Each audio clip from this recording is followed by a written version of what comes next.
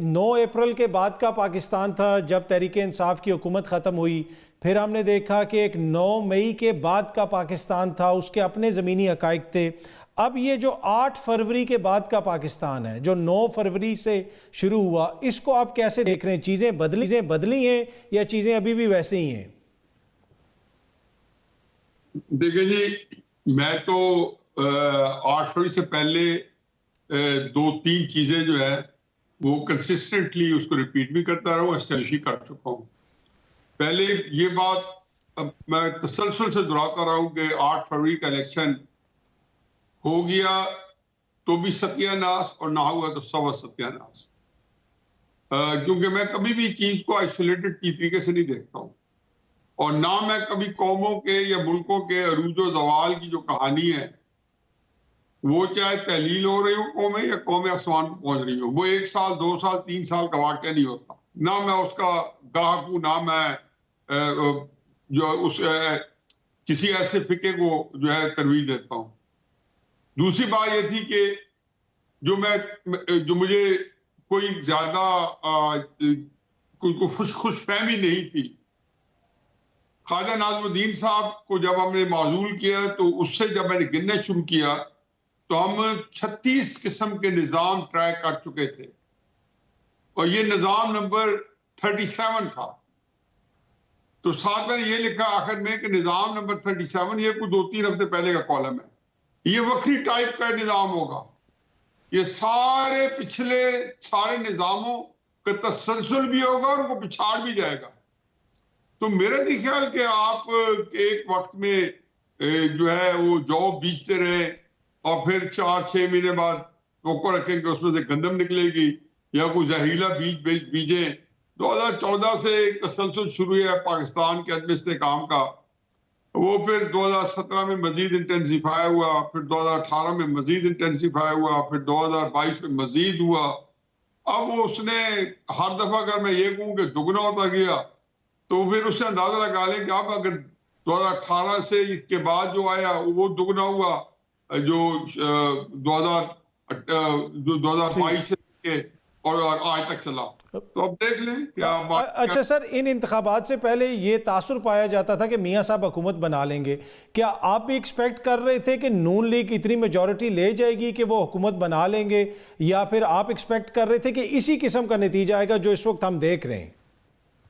देखिए जी, बदकिस्मती से मुझे तो कोई ज्यादा बेचारे जो लोग हैं उनकी पार्टिसिपेशन का मुझे एक ही होता है, तसल्ली होती है कि वो बहरहाल एक इफ्ताश पैदा कर जाते हैं।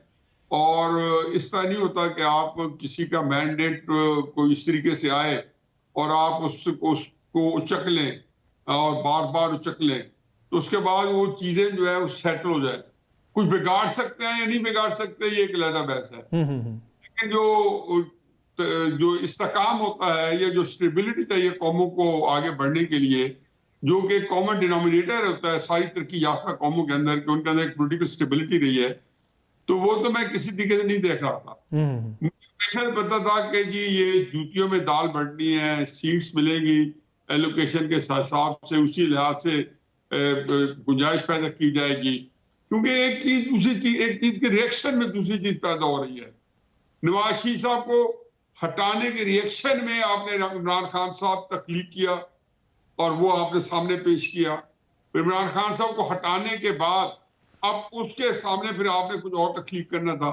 अब इसमें एक चीज जो थी मेरा ख्याल था जो जिसमें लाजमी जुज़ समझता था, इमरान खान साहब चूंकि अपने पिछले 2 सालों में उन्होंने भरपूर इंतखाबी मुहिम भी चलाई, अपनी कैंपेन भी की, सियासत के अंदर वो अखलौते दंदनाते फिरते रहे, बाकी कोई लोग उनके सामने सियासत नहीं कर रहा था, ना पब्लिक के अंदर, ना कोई मीडिया के ऊपर, ना कोई बस जिसको कहना चाहिए खाना पूरी के लिए सियासत हो रही थी। तो आप जब इस किस्म की कैफियत के बाद हटाते हैं तो फिर आपको जो अगला लीडर चाहिए होता है वो कम से कम बाकियों में से कदावर शख्सियत हो। तो जो बाकी रह गए तो मैं कदावर शख्सियत नवाज शरीफ साहब की थी। मेरा ख्याल है कि एस्टैब्लिशमेंट सिद्ध के दिल से चाहती थी कि नवाज शरीफ आए और इक़्तिदार संभालें और चलाएं, क्योंकि ये हालात ऐसे हैं कि वाकई आपको फिर इमरान खान साहब को भी अगर माइनस कर दिया है तो नवाज शरीफ साहब भी बैठे रहे। ठीक। तो मुझके लिए मेरा नहीं ख्याल कि कोई ऐसा कोई खुश आइंद बात है, लेकिन अमलन ये है कि नवाज शरीफ साहब शायद उनको ये सारा निजाम, सारी चीजें जो है वो उनकी तवक्को पे भी पूरी नहीं उतरी, और इसके बारे में उनकी रिजर्वेशन वो आने से पहले भी बताते रहे, जो भाग के उसको थोड़ा रेक्टिफाई करते थे। वो कहते हैं ना कि हॉट एंड कोल्ड ब्लो जो है, कभी गर्म कभी सर्द, इस तरीके से चलते रहे, लेकिन साफ पता चलता था कि यकसुई नहीं थी नवाज शरीफ साहब को अपने आने वाले बयानिए के ऊपर, उसकी वजह थी। तो वो ऐसी सिचुएशन में फंसे हुए हैं कि कैश 22 सिचुएशन कह सकते हैं।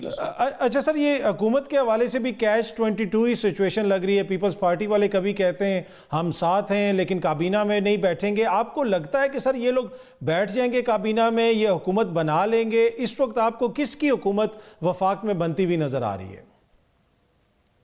मुझे तो वफाक में जी अल्लाह ताला का अल्हम्दुलिल्लाह, अल्लाह का लाख लाख शुक्र है, एस्टैब्लिशमेंट की हुकूमत मुझे बनती नजर आ रही है। और ये कोई नई हुकूमत नहीं है, ये अभी ये खत्म भी हो रही है। उससे पहले इमरान खान साहब की थी या शहबाज शरीफ साहब की थी, तो बिल्कुल बैन ही उसी तरीके से, बल्कि थोड़ा सा शायद अमल दखल ज्यादा हो।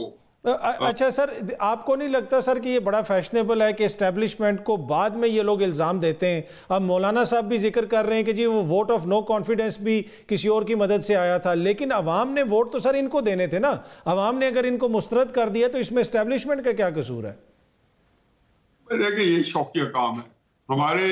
मैंने अभी कॉलम लिखा है इस इलेक्शन के ऊपर, तो पहला फिक्रा ये लिखा है कि सिस्टम के अंदर सांप मौजूद है। ये जो लकीर पीटते हैं ये एक शौकिया काम है। ये एक हमें अडॉप्ट किया हुए सियासतदानों के पास कोई जब शोर नहीं रहता तो वो लकीर पीटना शुरू कर देते हैं, लेकिन ये सांप गुजरने के बाद वाली नहीं है, ये सांप सिस्टम में मौजूद है। मैंने कहा कि पहले ही मैंने अर्ज कर दी थी कि निजाम नंबर 37, निजाम नंबर 36 और 35 से कोई मुख्तलिफ नहीं होना। ठीक है। ये बताएं कि बात यह जी कि आपका जो क्वेश्चन है वो अधूरा रह गया है कि जी ये जो पीओस पार्टी जो है वो भी टर्म्स एंड कंडीशन या क्या होगा ये सिस्टम के अंदर। इस वक्त एक ही पार्टी जो है एस्टेब्लिशमेंट को ब्लैकमेल करने की पोजीशन में और कर रही है। बाकी आपकी 3 मेन पार्टीज हैं जिनमें सर फहरिस्त है आजाद उम्मीदवार या तहरीक इंसाफ या सुन्नी इत्तेहाद कौंसिल, और तीसरी है मुस्लिम लीग। ये कम से कम 2 पार्टियां तहरीक इंसाफ क्योंकि सब इसी चीज से मुतारिफ है और मैंडेट भी उन्हीं के पास है, और मुस्लिम लीग वो ऑन बोर्ड है। ये किसी गलतफहमी में ना रहे। ये मेरा अत्तर काजी मेरे प्यारे प्यारे छोटे बेटे बरखुरदार का और मेरा सानिया तो हो सकता है, ये उनके लिए कोई प्रॉब्लम नहीं है। एक है और वो बिल्कुल बैन ही उनको भी मालूम होगा कि पीएस पार्टी इन हालात में तंग करेगी। ये कभी वैसे फिर कभी किसी के साथ प्रोग्राम करेंगे तो बताएंगे कि 4-5 महीने के उतार चढ़ाव में पीएस पार्टी को एक दफा एस्टैब्लिशमेंट ने मुकम्मल तौर पर वाइप आउट करने की कोशिश की थी, क्योंकि उनके नजदीक तहरीक इंसाफ को भी उनको साथ मिलाना कभी मुश्किल नहीं है, उनके नजदीक मुस्लिम नून को हत्याना कभी कोई प्रॉब्लम नहीं है। सगा भाई जो है वो जेल में पड़ा है और दूसरा सगा भाई जो है वो एस्टेब्लिशमेंट के हाथों में खेल रहा है। यह तहरीक इंसाफ में इमरान खान साहब 10 अप्रैल के बाद एस्टेब्लिशमेंट मुखालिफ बयानी उठाते हैं। एक लीडर बता दें इमरान खान साहब के पास number 2, number 3, number 4, number 5, number 6 जिन्होंने शारतन कनायतन भी किसी जगह पे इमरान खान साहब के बयानी की हिमायत की हो, बल्कि उन्होंने अपनी लातालकी के कहीं ना कहीं कोई ना कोई तरीकाकार आपके सामने ले आए होंगे। तो ये मेरा और आपका जाती सानिया है कि ये दोनों पार्टी जो है एस्टेब्लिशमेंट के लिए हत्याना बहुत आसान काम है, हत्या चुके हैं। तहरीक इंसाफ स्पिरिट में सब कुछ एस्टेब्लिशमेंट को दे चुकी है। उन्होंने leader of the opposition assembly में पहले दिए, अभी उनका लीडर ऑफ द हाउस वज़ीर आज़म का कैंडिडेट फाइनल नहीं हो रहा। उन्होंने तहरीक इंसाफ का जो चेयरमैन है वो पहले दे दिए और उसने उसका ख्याल था कि थोड़ी सी स्पेस मिल जाएगी। ठीक है, उन्होंने उनका तो दी कि शायद भला भी मिल जाए गौर अली खान के बाद, लेकिन कुछ ना कुछ बारह मिल गई जिसके ऊपर वो दंदना भी रहे हैं और दंदना चाहिए। अच्छा सर, पर ये देखिए इसमें सर इस वक्त सियासत तो हुई है ना, हर सियासी जमात ने सियासत की है, तहरीक इंसाफ ने जेल से बैठ के की है, किसी ने बाहर बैठ के की है। आप एज ए पॉलिटिकल एनालिस्ट आप किसकी सियासत को ऊपर रेट करते हैं और किसकी सियासत को कम रेट करते हैं? मैं हकीकत है कि अतर मैं आज भी अभी यही सारा दिन यही सोच रहा हूँ। मैं बिल्कुल बिला मुबालगा, मेरे बहुत रंजिशें भी रही हैं, बहुत ज्यादा खुशी भी रही हैं। मैं आज भी समझता हूँ कि नवाज शरीफ अकलौते की सियासत सबसे बेहतर है। और उसकी वजह सर? उसकी वजह यह है कि अभी भी जो रास्ता वो दिखाना चाह रहे हैं एस्टेब्लिशमेंट को, वो बेहतर रास्ता है। उसकी वजह यह है कि 20 अक्टूबर 2020 को जब तकरीर की थी गुजरांवाला में, जबकि इमरान खान साहब की तरफ से उनके ऊपर आसमान से शोले गिराए जा रहे थे, उन्होंने कहा था मेरे इमरान खान से कोई झगड़ा नहीं है। जनरल बाजवा आप मेरे मुजरिम हो, जनरल शायद भी आप कौम के मुजरिम हो, रियासत के मुजरिम हो। तो मैं इस ऐसे बंदे के जिसके अंदर दिनों में जेल में भी एक दफा उनको मिला था।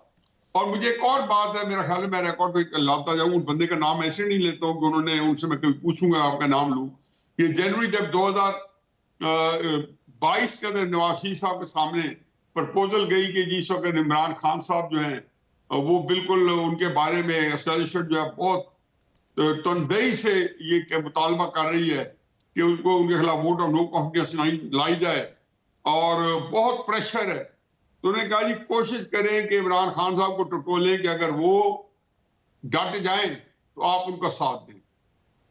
ये उनकी मरने से पहले आखिरी जो थी जो आवाज पहुंची थी। तो मैं जब ये बातें सुनता हूँ और अगर इसमें कुछ बातें अगर झूठ सच से बालातर होके मेरिट पे देखता हूँ, तो मैं कहता हूँ कि देखो आज भी आप इमरान खान साहब बहुत अच्छा लड़ सकते हैं, मीडिया बड़ा अच्छा हैंडल किया है, सॉल्यूशन को आड़े हाथों लेते। एक तो उन्होंने अपना बुलवाक तैयार नहीं किया, तनहा रह गए। नवाज शरीफ वगैरह को या जुल्फिकार भुट्टो को, नुसरत भुट्टो की और बेनजीर की सहूलत थी। इमरान खान साहब आज बेचारे अकेले हैं, ठीक है वो सियासत में नहीं है कि उनको उस तरीके से उनके सख्त बयानी को लेकर आगे चल सके। दूसरी बात यह है कि उनके पास ये कैपेसिटी नहीं है कि जो संजू ने आउट ऑफ वार में कहा था कि नो योर एनिमी और नो योर सेल्फ, वो ये बात तयन कर ही नहीं सकते सियासत के असूलों के ऊपर या पैमानों के ऊपर। ये इसकी जांच पर कि दुश्मन कौन है और मेरा दोस्त कौन है, और फिर मैं खुद मुझे जो है मेरी अपने जो अहलियत है, औकात है या कैपेसिटी है वो कितनी